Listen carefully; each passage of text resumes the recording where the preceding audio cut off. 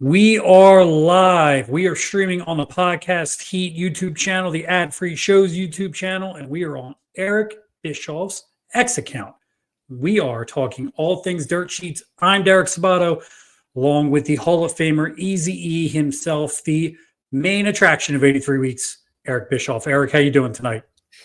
Doing absolutely great. Just got wrapped up an interview with Mark Marrow, talking about his new book. What a fascinating conversation. I haven't talked to Mark since 1996. And I was telling you offline before we started, the last time I talked to Mark was at the Atlanta airport when he pulled me off to the side and told me he was leaving WCW to go work for Vince McMahon at WWE. So it was very cool to catch up and hear mostly to hear about where he is in life, because it's such a fascinating story in and of itself, but how he got there, here, and what a story. What a redemption story. So you went 30 years without talking to Mark Marrow. That blows my mind. Isn't that crazy? All the conventions, appearances, nothing in 30 years. You know, you've been to those conventions, and so many times I've gone to a convention and gone, oh, this guy's there. I want to go say hi to him, or I want to go see if I can grab a sandwich with this guy, or let's go have a beer over here, whatever. And you just never get a chance. Yeah. Hopefully you've got a line of people waiting for you, and you've got a promoter that wants you to be there at the table in case somebody comes by, and you just don't get the chance to socialize. And by the time the thing's over with, you're talked out. I don't even want to talk to myself at that point. It's being at StarCast, seeing everything that goes on to it, the behind the scenes, in front of the scenes, how much is going on and how much fans want to talk to you and how much time you spend with them. And we are spending some time today. Actually, you are going to be in New Jersey in May. Is that correct? For the 90s Con? It sounds familiar. I don't have my schedule in front of me, but if you say so, I'll be there. His band says that he's going to see you again at the 90s Con here in New Jersey. So I'm going to assume you're booked on it. So that make sure you check that out. There is a ton of people booked on that, and I do believe you are on that. So when is that? When is it? I think it's the end of May. Well, I'll promote the hell out of it. The promoters are listening. I'm sorry, I don't remember. I just got so much stuff going on right now. It's hard to keep track of it in my head. But yeah, if I'm booked, I'll be there. Eric doesn't miss a booking. That's for sure. May 10th is the booking, it looks like, in New Jersey. We'll get some details up on Eric's social media as you guys are watching right now. And if you want to drop a comment, a question, super chats to the front, make sure you hop over to the live YouTube stream from Podcast Heat. We will not be seeing the questions or comments from Twitter, unfortunately, just not building the software. But please, super chats and chats to the front. We're going to be talking a lot. And we're just going to start right out with little Jimmy Sorensen with the top comment. We love Eric, and Dave Meltzer is a giant, useless toolbox. We're going to get into dirt sheets today, little Jimmy and everybody that's already joined us. And first, the background of the evolution of the dirt sheet. I came to Eric with this idea of doing the show. I was going to say, man, you this is your idea. So I'm going to be, let's full disclosure. Derek works for Dave Meltzer. I do. With Dave Meltzer. Okay. I don't know for sure what your relationship is, other than I think you do research for him and then he takes it. So I'm not going to hold you accountable necessarily, but I'm going to have to ask you some questions, and I'll be as kind and gentle as I can be, because I'm not attacking you, but we can't talk about dirt sheets without talking about Dave Meltzer. And the elephant in the room. And that is, and one of the things I wanted to discuss when I brought this idea to Derek is where dirt sheets began. The evolution of dirt sheets getting to where we're at now, especially in 2025. We're only doing this for an hour, so if everyone enjoys this, we don't get to cover everything. We'll be back to discuss this more at a later time. But where the beginning of the dirt sheet is that professional wrestling never really had the forefront of, let's call it, sports media in the 60s, 70s, and 80s. And just like wrestling has its Wrestling Observer, Pro Wrestling Torch, the entertainment business has Variety, Entertainment Weekly, things of that nature. And then sports has evolved tremendously from what used to be newspapers and magazines to Sports Illustrated to now online services. Wrestling was not part of that culture, let's say, in the 80s, when Newsletters like the Wrestling Observer started, Pro Wrestling Torch started. But the goal of the dirt sheet in the beginning was to make the world smaller like the internet has today. Results from Mexico, Japan. And one of the other things, and it's something I want to bring up to you in the beginning, is that it was a voice of wrestlers going to the dirt sheet writers. This is what's going on with this. This promoter screwed me here. And that was really the crux at the beginning of dirt sheets, getting information out between promoters. My first question to you, Eric, regarding this is, when did you ever hear of a dirt sheet in your career? Probably not until 87, 88, probably 88. I went to work for Verne Gagne in 87. So sometime between August 15th of 87, that's when I started. Still remember the date. Yes. And probably in early 88, just because of, conversations you'd pick up in the office working for a professional wrestling organization. Small one, but still pretty active. That's probably when I first started picking up on it. Now, Reverend Ruin has a great question here. Remember, Super Chats at the front. What made and continues to make the sheets such a success in spite of kayfabe not existing as they used to? That's a great question. When professional wrestling and dirt sheets began, there was still a little bit of secrecy into the business. But now here we are in 2025. It's not the same business as it was in 1987, was it? Well, yes and no. You in your setup, you talked about how the evolution of dirt sheets, they were there primarily to, make the world smaller and let promoters know what was going on around the world and wrestlers. And it was really wrestlers talking to the dirt sheets. Yes. And they were manipulating the dirt sheets. They were telling the dirt sheets the things that were going on that they wanted to be published so that it would benefit them in many, many cases. So from the very beginning, the dirt sheets were reliant upon rumors. And as Bruce Pritchard would say, rumors and innuendo, as opposed to facts, compared to the other media platforms and outlets you discussed with regard to legitimate sports or traditional sports. That's a better way to say it. So, and I think that's the same today. I think in some cases, now the difference is, I think Keller and Meltzer both started about the same time, if I'm correct. Dave was 82, 83. Keller was 87, 88 in that time frame. Okay, so Meltzer got there first, obviously reliant upon secondhand, thirdhand information for what was going on. Keller got into it, and Keller, for the most part, and I really respect what Wade's doing right now and has been doing for several years now that I've noticed, in that yes, he's not editorializing and living in the rumor mill as much as he used to. Keller used to be, Dave Meltzer-ish or Dave Meltzer light, right? Keller has done a great job of legitimizing his coverage and staying out of the muck, not being reliant upon the rumors and the bombastic bullshit that others are, not just Dave, but others as well. So there's more of them, but essentially it's still rumors and innuendo, just like it was in the very beginning. There's no legitimate journalistic, even an attempt to pretend there's any journalism in the way wrestling was covered from the very beginning, nor now. Now, in the late 80s, there was an attempt to quell the dirt sheets, and there was overtures made and offers to purchase and hire for magazines. Part of the reason Vince Russo actually ended up getting into the WWF is that the rumor is Dave Meltzer turned down the opportunity to run the WWF magazine. So, maybe we can blame rumor, Dave, right? Maybe we can blame Dave for Vince Russo. But what I will ask this question is, controlling the narrative and controlling the media, making sure what you want out there is a major part of any business, especially nowadays. What is the difference between sports teams trying to control the narrative and leaking information about possibly players, and companies going to Dave, Wade, Mike Johnson, and trying to get words out about this compared to the talent and the wrestling media as well?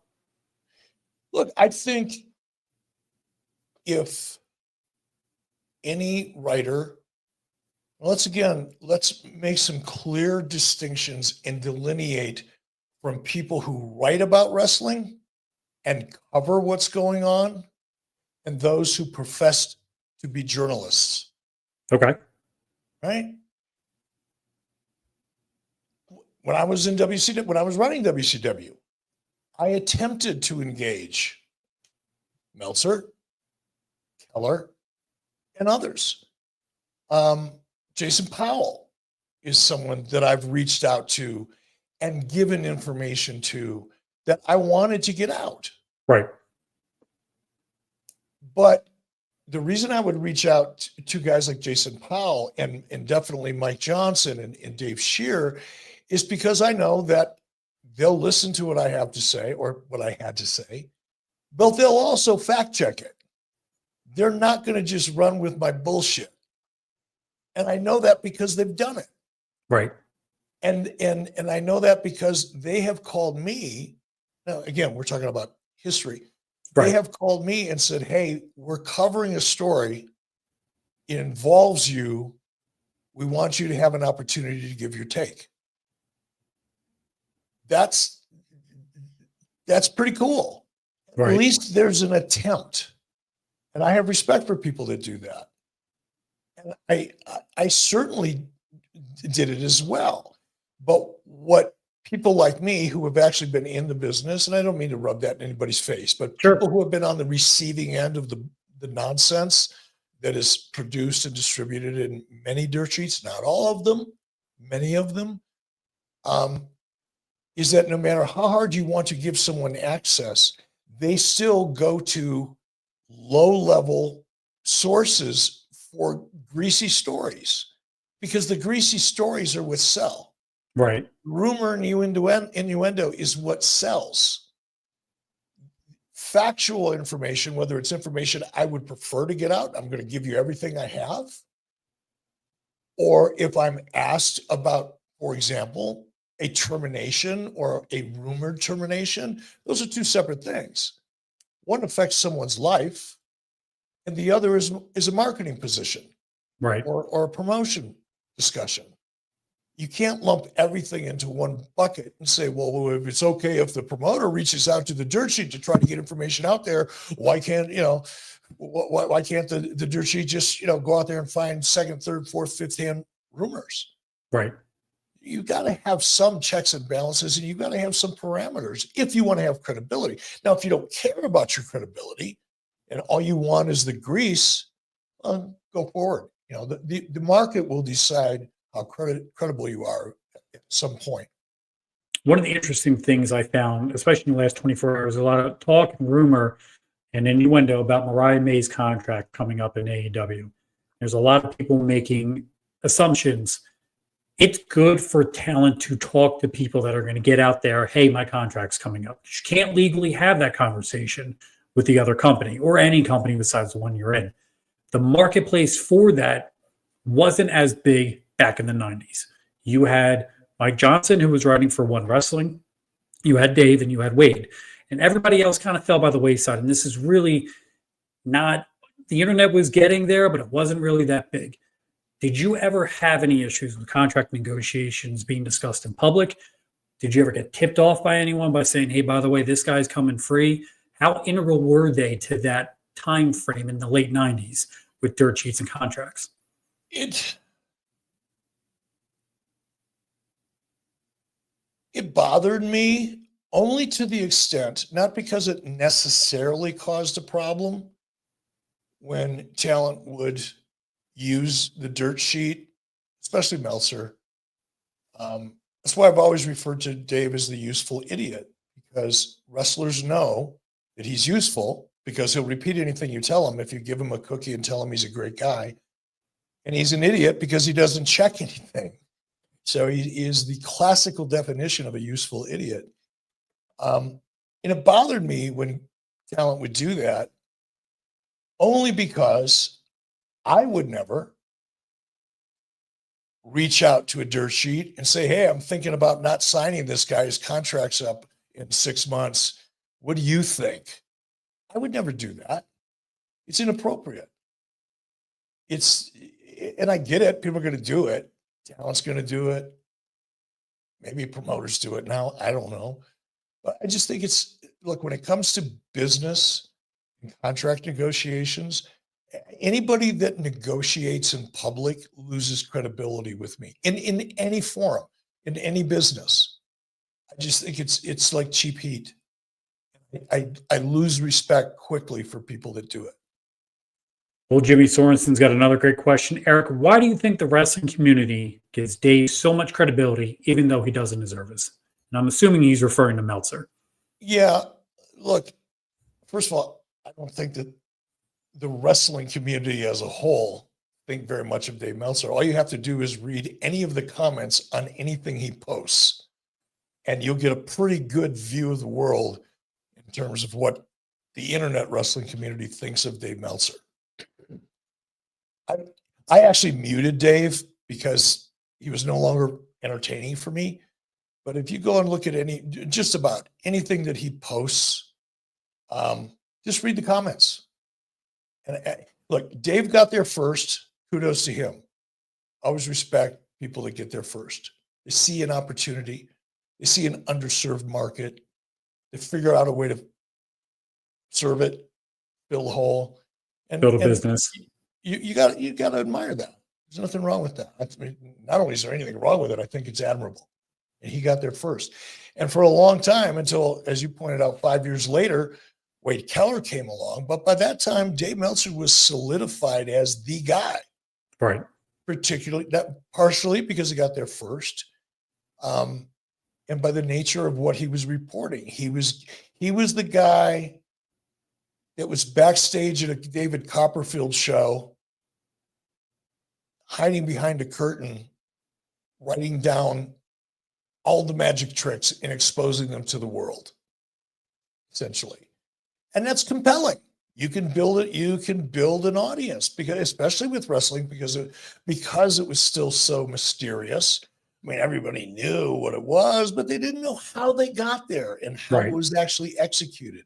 There was always that mystique about what was really going on behind the scenes, more in professional wrestling, let's say on a set of a network movie series or network television series. So Dave got there first with his reliance upon rumor and innuendo and being fed and manipulated by wrestling talent. For the first time, readers were able to, I'm getting an inside look at what's going on. It made the readers feel empowered. And since Dave got there first, he'd been there for 5 years, he planted the flag. And as a result of that, developed, unfortunately, credibility. He didn't deserve it, but he earned it. So I'm going to cut you off because now we got another great question from Jim in Buffalo. Eric, I believe you mentioned in the past you would talk to Meltzer on occasion in the 90s. When did your opinion of him change from someone you could talk to someone you dislike? Well, I started out disliking him. And I thought he was a scumbag and a parasite. And sometime around, I don't know if it was 93 or 94, I don't remember, man. It was a long time ago. A guy by the name of Zane Breslov, who had formerly worked not in WWE, but he was a vendor. He was a promoter, right, that WWE used a lot, and he was really good. And he knew everybody. He was one of those guys that knew. He had guys inside everywhere. Right? And Zane left WWE and came to work for WCW, and we just kind of hit it off. Zane was he passed away, unfortunately, in a car accident. But Zane and I got to be pretty good friends. I liked the way he communicated. I mean, I tell the story all the time. Zane and I would talk 10 times a day for about 20 seconds of crack. It was just to the point, ask a question, get the answer, see you later, bye. And that's how I communicate most comfortably. And we just hit it off. We became closer friends. And Zane and Dave were friends. I don't know how tight they were, but they were friendly at least. And Zane said, man, you should talk to him. You find a way to use him. If you get him on your side, blah, blah, blah, blah. Because I used to complain about him to Zane. I'm Zane sure. would try to convince me what a great guy Dave really was. So I thought, you know what? I'm being a little pig-headed here. I'll give it a shot.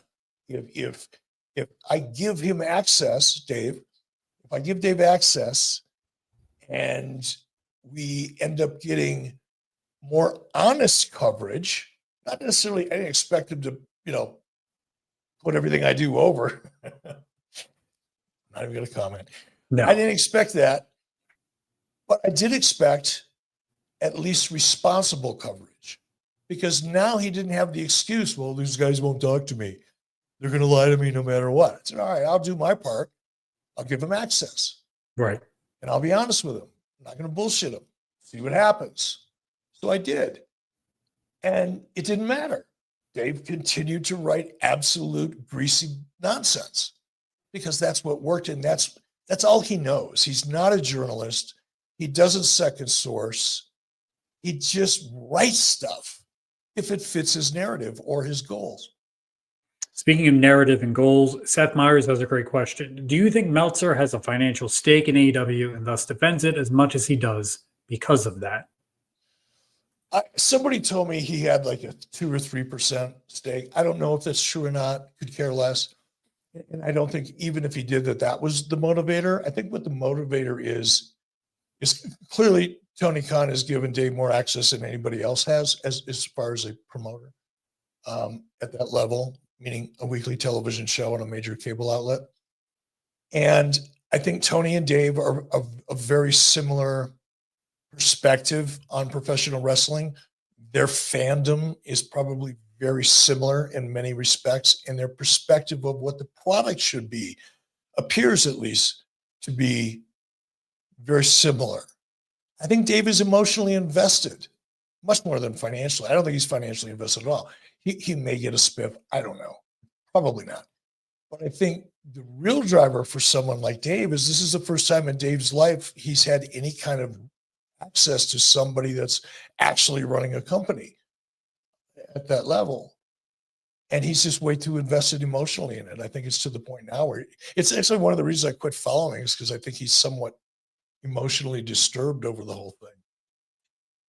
It's been, and I'm now 40 years old, the evolution of the internet. And we talked about this in one of the 83 Weeks podcasts, how it started as newsletters and now it's evolved itself into this whole world of professional wrestling on the internet. The reason we're talking here today is because there is a medium and an outlet for it. And people want to see what's going on behind the curtain. You get to correct the narrative, everything that's going on in your career now with your platform in 83 Weeks. But the evolution of it has been substantial. There are people that just go on the internet and write stuff and make up rumors, and then they call a following, and it happens way more often than it probably should. But it being 2025, do you think the emergence of, for example, AEW press conferences started, press scrums they got from StarCast, going to put that out there, by the way, now leads to WWE doing press conferences. The ability for them to try to put their own spin, narrative, talking to the media landscape has changed as well. It's a whole lot different now than it was 96, 97, let alone 99. Am I right? Well, of course it's different. Everything is different, but it doesn't relieve anybody who's covering the business, who professes to be a journalist, or even if you don't profess to be a journalist, you professionally want to represent yourself as somebody who's not just a mouthpiece and a tool, useful or otherwise. You want to do your job, and it's still possible, whether it's 2025 or 1987. And a perfect example is Guy Evans. And I really don't want this to be beating up on Dave Meltzer, but he's been around the longest, and he's a perfect example in this case. You go back into this day, maybe not today, but recently, Dave will make comments about the financial disaster that was WCW. He has no basis for that. He hasn't done any research into that.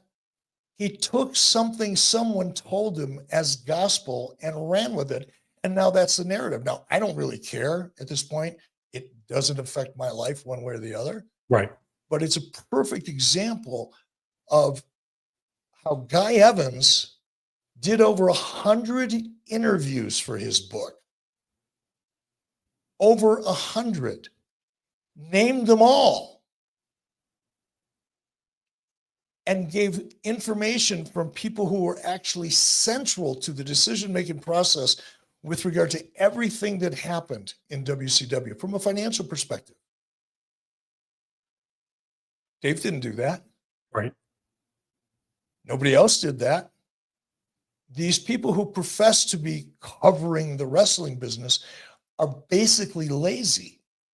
They don't want to do the work that, even at the most fundamental level, a first-year reporter would at least try to source and find out real information, as opposed to just going off with something that somebody told you. And the new book I've got, or the guy Evans has got coming out, called Beyond Nitro.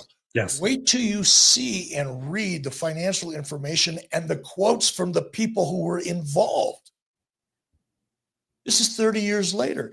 Dave professes to, as others do, I'm not just beating up on Dave, to cover the business. They don't. They pretend they do. They're cosplay journalists. And it's frustrating to me, and it's frustrating because it distorts the nature of the industry, and it affects the people in the industry. Do you think, and I'll preface this by saying I've been inside, outside the business for now 20 years. Do you think there's an ability to have an actual full-blown journalist side of professional wrestling? Yes. Unless you're lazy. Look, you can, no, I also get, you don't want to name your sources. Okay. First of all, I think that's just most of the time lazy, but partially true, sometimes true. I get that and respect it, by the way.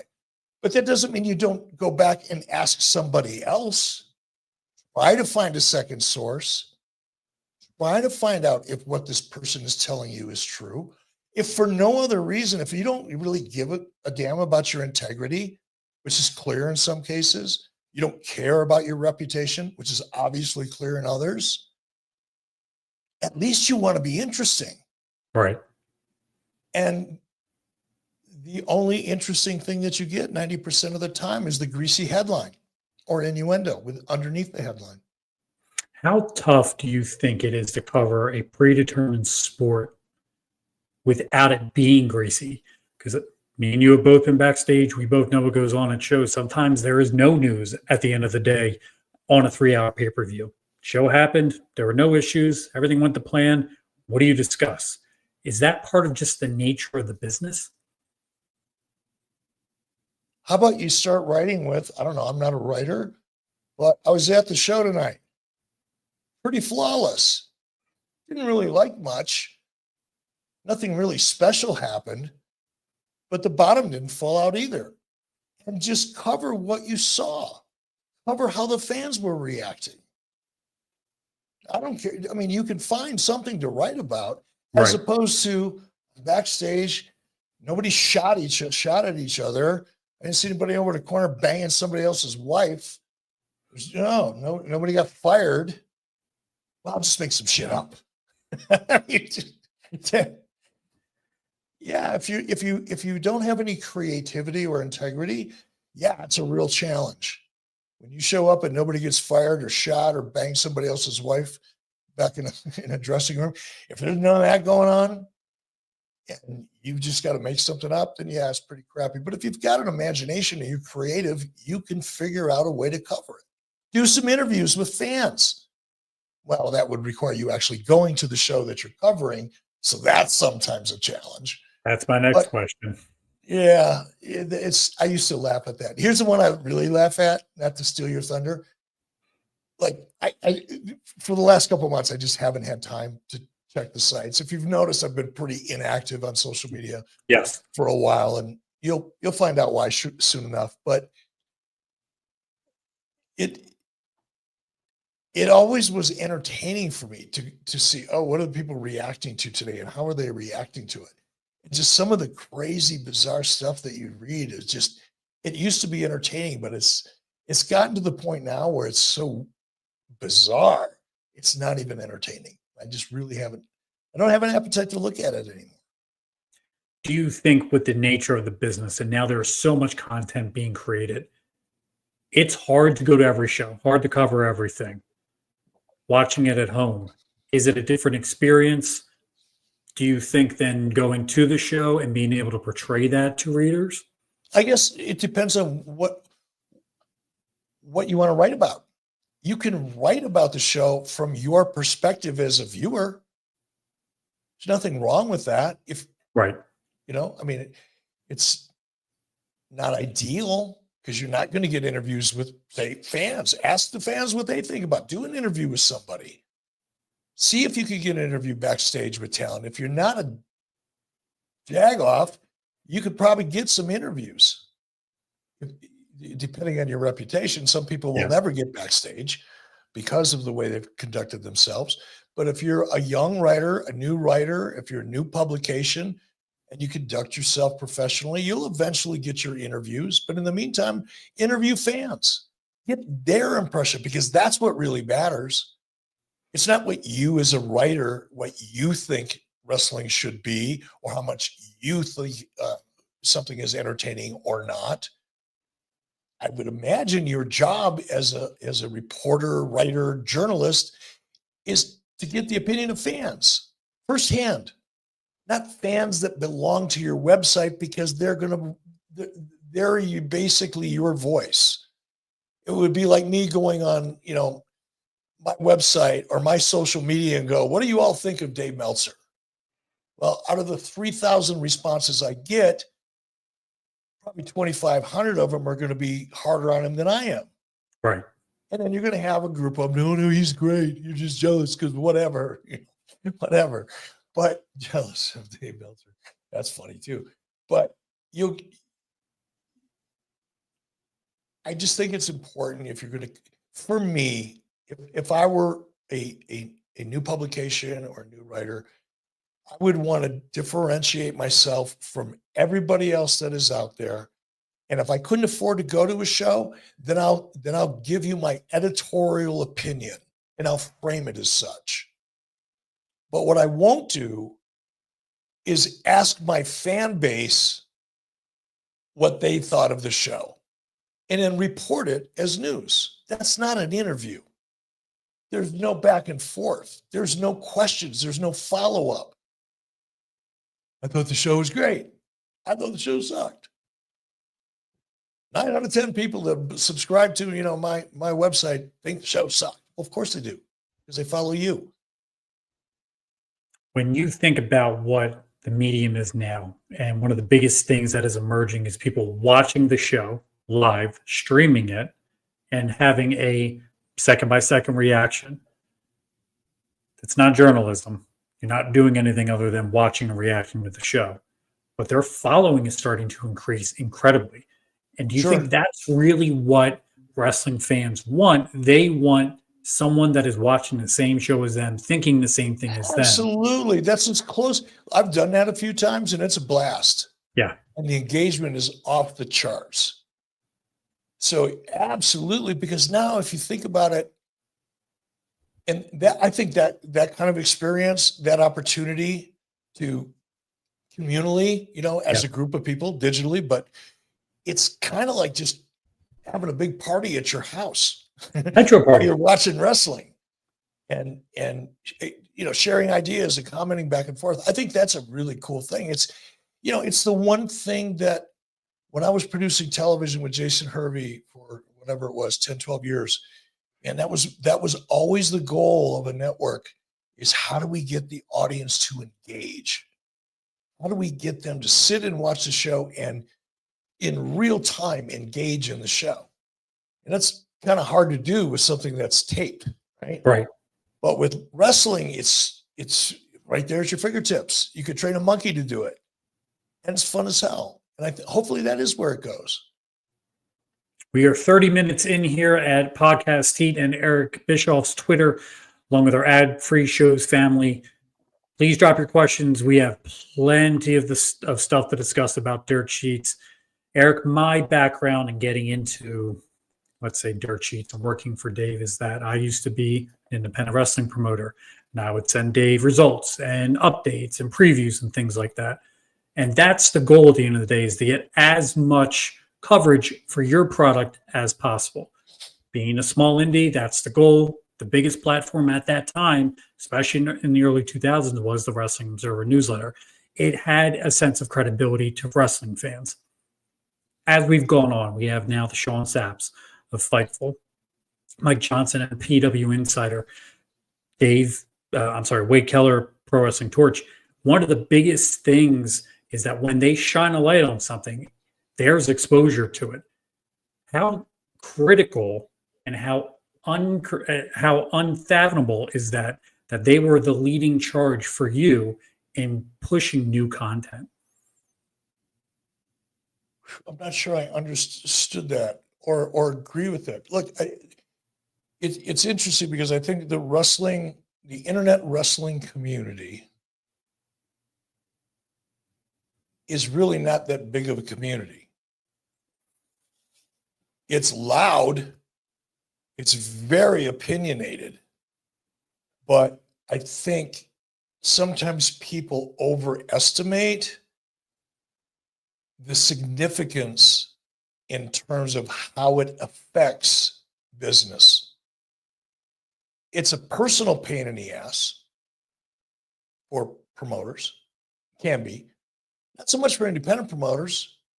I'm talking about when you've got $1 million contracts and you've got storylines that can make or break your company, and things are leaked and promoted and things like that. Those are real damages. Those are real financial damages. There's a monetary value to that. Absolutely. So I dismiss the significance outside of the impact that rumor and innuendo can have on the internal challenges within a wrestling company. I think in terms of, if every dirt sheet, and by the way, I don't consider Wade Keller a dirt sheet. I certainly don't consider anything that Dave Scheer or Mike Johnson do is a dirt sheet. It's the people that rely on rumors and innuendo and grease that do.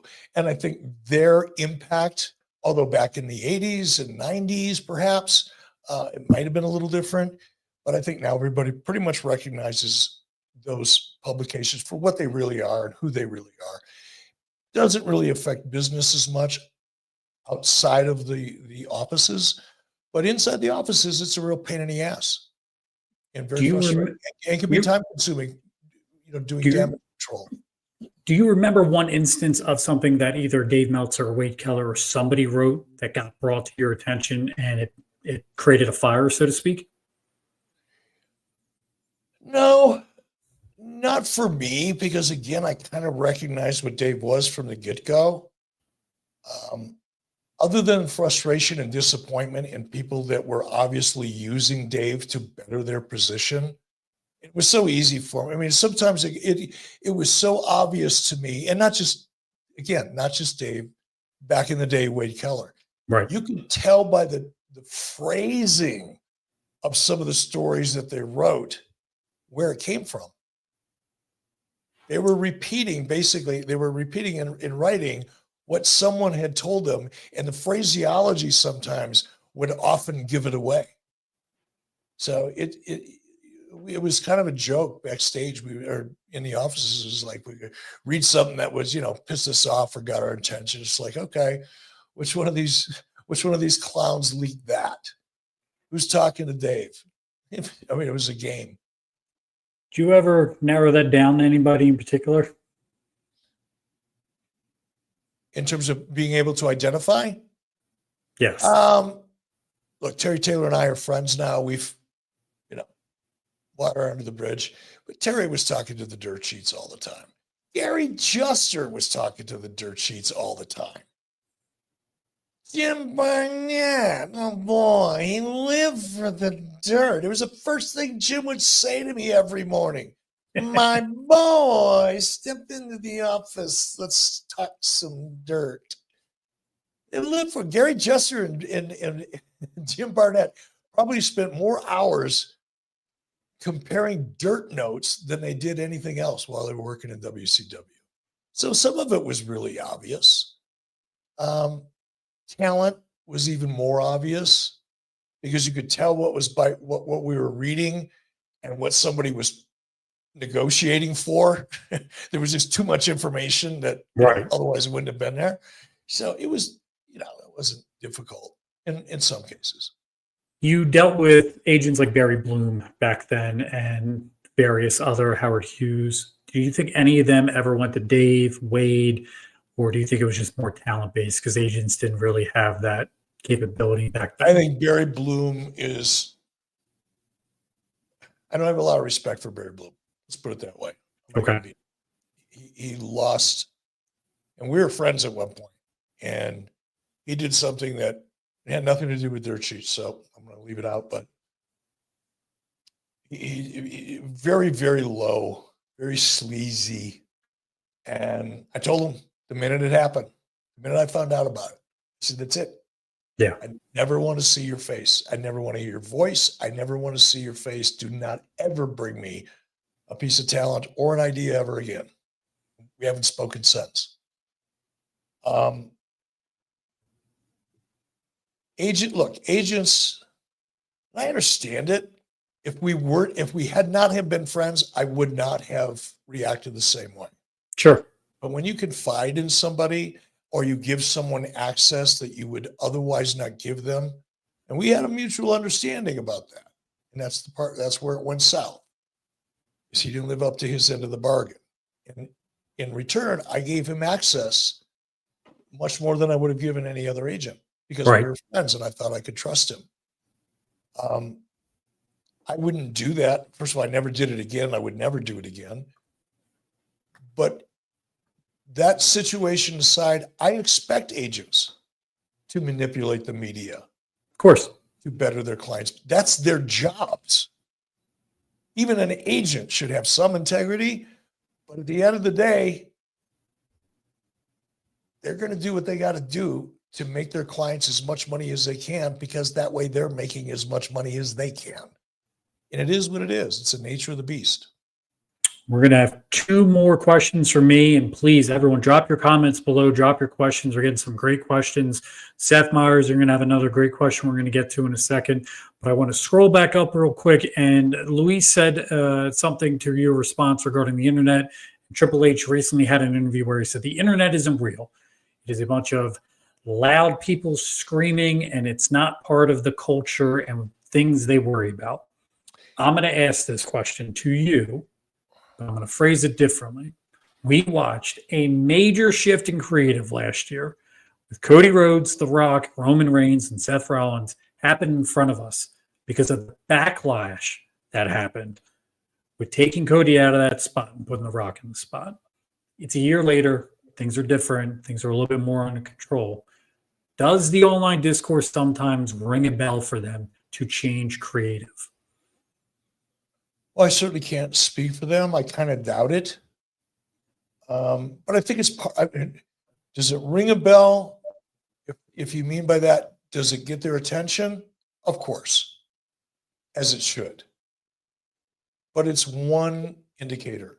It's one thing out of maybe a potential 10 things that one would have to analyze. I would spend much more time analyzing social media commentary not related to dirt sheets, because again, you have 2 different worlds here. You've just got wrestling fans or AEW, well, not even AEW fans because they're primarily dirt sheet fans, but you've got, the general WWE audience. Absolutely a percentage of them. I don't know how big a percentage. I don't know if anybody does.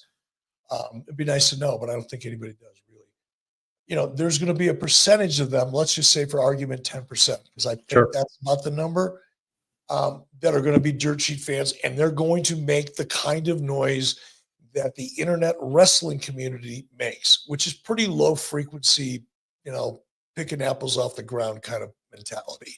It's just making noise for the sake of making noise. And if you really think about it, at the internet wrestling community level, and I'm relating this to what Triple H said, because I Yes. think I agree with him and I think I know what he was trying to say, is if you look at the internet wrestling community as a whole, recognize that 10% of them are going to be that voice that's just negative and nasty and tribal and this and that. And just what they're really doing is saying ridiculous things that they know people are going to respond to. They don't care if they respond to it favorably or negatively, as long as they respond, because what they're really striving for is attention. Again, this is low frequency mentality. These people don't have great jobs. They don't have great things going on in their lives. They're not going to a great school. They're not great students. They're just hanging on to the grease because that's what they relate to.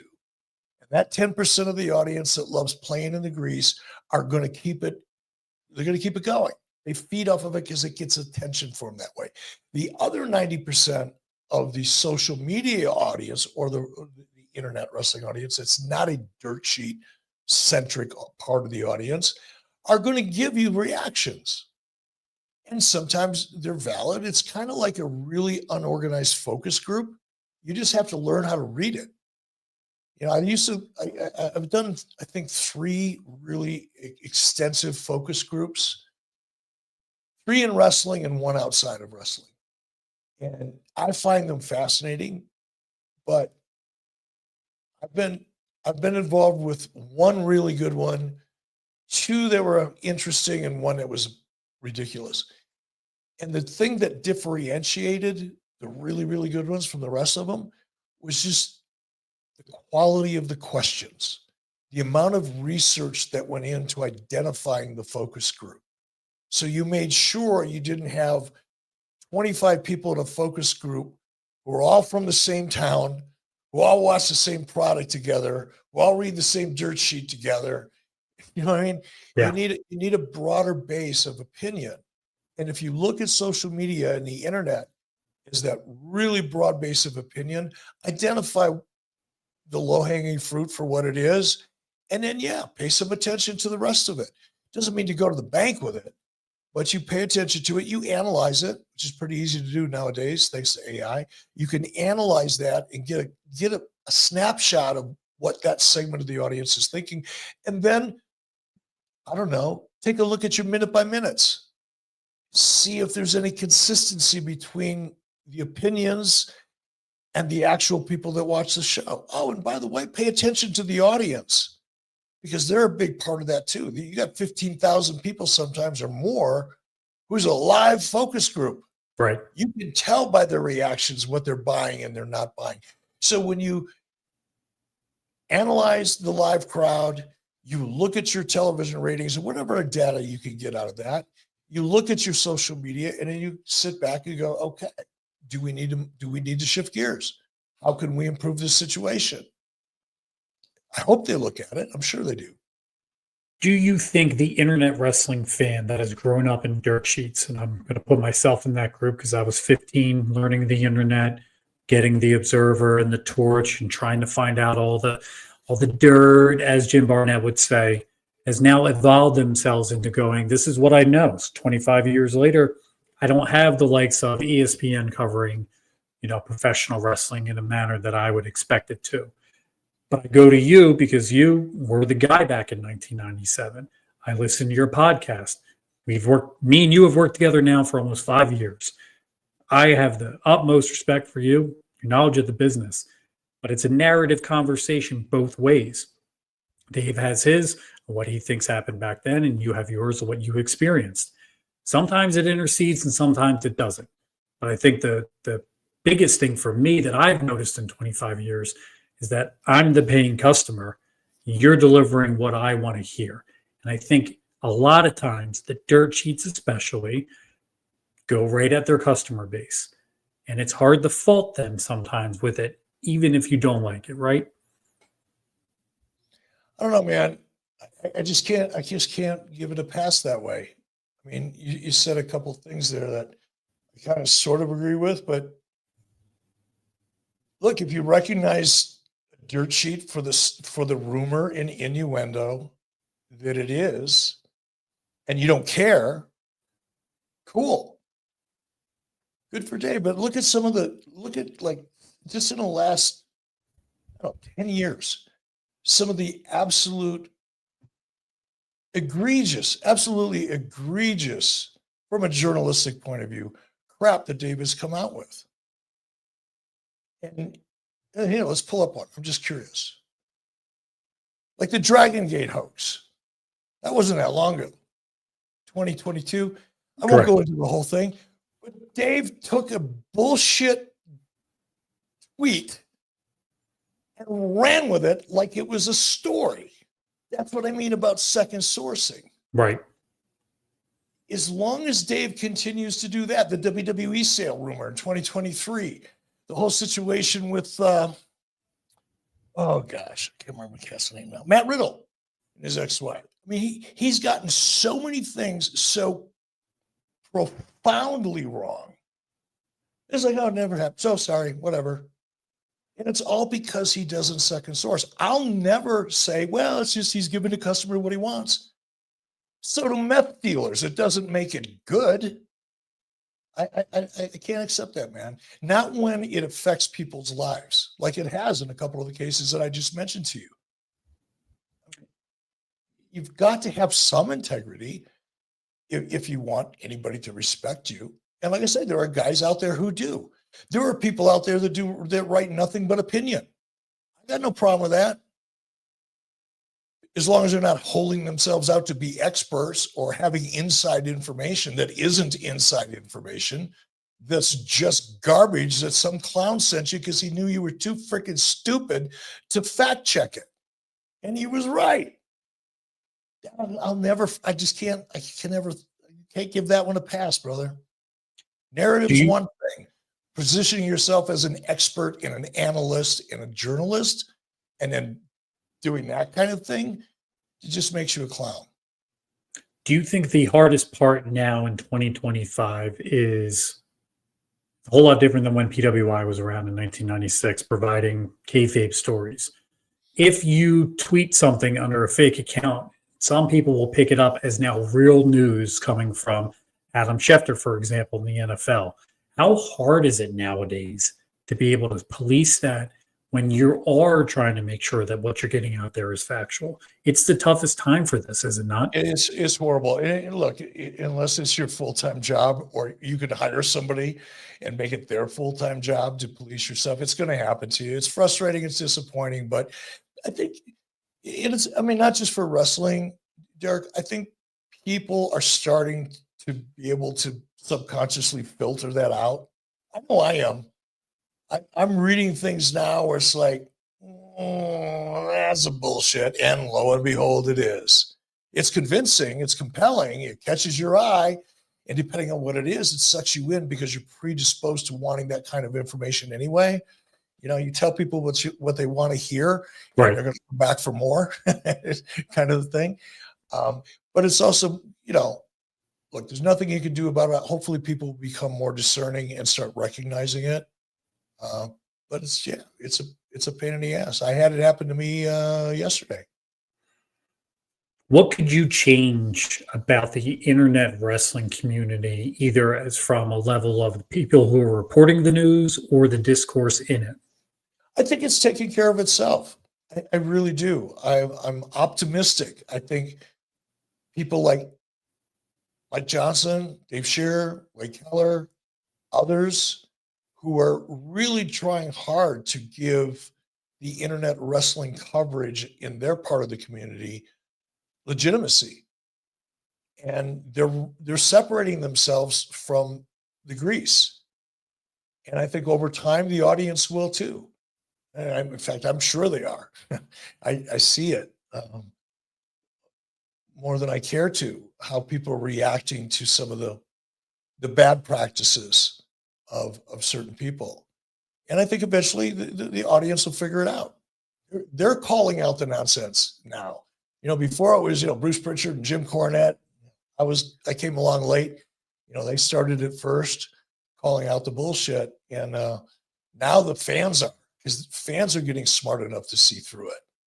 And I think that'll continue to happen. And I think people who are doing a good job of being credible and doing their research and sourcing some information, or at least attempting to source information, I think the quality of the coverage will go up. And those who that evolve with that quality will succeed. And those who hang on to the past and keep doing what they've been doing will eventually fade away. We're going to wrap up here in the next couple of minutes here on Podcast Heat and Eric Bischoff's Twitter. Thank you to everyone who has joined us so far. If you have a remaining question, please drop it in the comments. We'd love to get to it. Eric, when we first started this, you said you would have a question or two for me. I'm going to open myself up and make myself vulnerable. What can I answer you about dirt sheets? Well, we've covered some of it already, by Yes. the way. So, and again, I want to say what I said at the beginning of this. I don't hold you responsible for Dave's work, right? I understand. So I've tried very hard not to attack you or anybody else, really, other than, I had to reference Dave a few times. But doesn't it bother you when you see things published that are absolutely false and nobody does anything about it? Doesn't it bother you? I mean, do you ever go, well, hey, why don't we fix this? So I will say, from someone who obviously the role I have in the Observer, I have been told wrestling news before and have told Dave things, and I can't get into what and can't get into what the knowledge of the story, but I had been told previously that if he could not get a second source, he would not publish it. And it's a twofold thing. One, I was probably one of the few people who knew the news, and it would have been pretty obvious that it came from me. But I also wasn't giving him the information to report either. And me and you have had this conversation a couple times off air. We know things that we're not talking about that you're not going to see on this live stream tonight, as referenced earlier today, what you said about things you've been working on. But at the same time, sometimes that circle gets small and it makes it hard to disseminate who is not telling the information, if that makes any sense. So I've gone through that before, and I've brought up things, and there have been corrections and there have been check-ins. So not everything that's ever gotten outside of the Observer and published gets single sourced. There are a lot of also fake news rumors that do get attributed, not just to Dave, but also to Mike Johnson, Sean Ross Sapp. Sean Ross lately has been one of the biggest ones I've seen, that people are just reporting that Fightful says, and it sucks, and it's not right, and then people take shots at them for it. But it's hard sometimes to get rid of as I see the clown emoji in there, the clowns on the internet who say, Dave said this, Wade said this, Mike said this, and that's hard. The other end of this conversation is that there are times that there are things written in the Observer that get taken out before publishing because things don't get second sourced. So those things do happen. And from personal experience, I could tell you, we have removed things before they've made publish. I've seen something recently with the WWE ID situation that Dave wrote about that everybody came out and said he was wrong about. And within 5 days later was confirmed he was right. So there's all this discourse when it comes to some of this stuff. Sometimes it's good, sometimes it's bad. Sometimes I can defend, sometimes I can't. But I think that goes for everybody nowadays. If you get enough people trying to feed you a bad story, sometimes it gets through.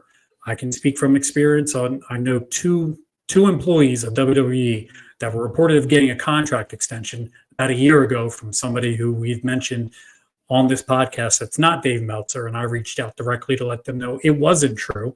And I know for a fact it wasn't true, and there was no recanting of it. So it does split both ways with a lot of these guys. I do think the grease, as you call it, does get ahead a lot of times, and I don't think sometimes that's the right way to do things. But I think at the end of the day, the discourse online is getting bigger and bigger because it's becoming WWE versus AEW, and everybody considers Dave very much on the side of AEW, anti-WWE. And I think that's where he gets a lot of his heat from nowadays. But that's a personal opinion. I can't sit here and tell everyone they're supposed to have that opinion. But he's had a lot of discussion as of late with the issues with AEW, and he's agreed with you about a lot of those things too. I know that gets lost as well in the muck of everything else going on. So I don't think you two are that far apart on your current issues with the product either. I just don't know, since you blocked them or muted them, that you guys realize how close you are on that right now. Well, I muted him about 2 weeks ago. So unless he's, I just couldn't take it anymore. It's just every time I saw him post something, it's enough. It's enough. But listen, brother, I got a ton of respect for you. I really enjoy working with you. You and I had one moment where we hit a bump in the road, and you were so professional, and I tried to be, and we got over it in about 4 seconds, and have been having a blast working together ever since. So tons of respect to you. And thank you, man. Thank you for coming up with this idea. I appreciate it. I appreciate it. I hope everyone enjoyed it. If everyone enjoyed it, drop a comment below. Let us know if you want to do this again with us. I'd be happy to talk about everything professional wrestling with Eric Bischoff. Luis, your questions were great. There were a ton of great questions in there. Some were not on topic. Maybe one day we'll do a live Eric Ask Anything on Eric's Twitter. Man. Hey, let's do that. Let's do that. Check my schedule. You've got access to it. And let's set that up as early as possible. Next week's going to be a little fluid. I'll probably be adding some things to my schedule tonight, actually, or tomorrow. But either late next week or the week after, let's do that again. Yeah, we'll figure something out. Real quick, no one missed Lex Luger's Hall of Fame induction. I don't care if you don't watch WrestleMania. I don't care if you don't watch 150 shows that are going on this weekend. Do not miss Lex's Hall of Fame induction with DDP. I ask everyone, I don't care that it's 1 a.m. on the East Coast. Find a way to watch Lex's induction. You will not want to miss it. Guys, we're going to wrap up tonight. Thank you, everyone, for joining us here on the evolution of the Dirt Sheets. We will be back sooner than later. Keep your eyes on Eric's socials. Thank you guys so much. You guys have a great night.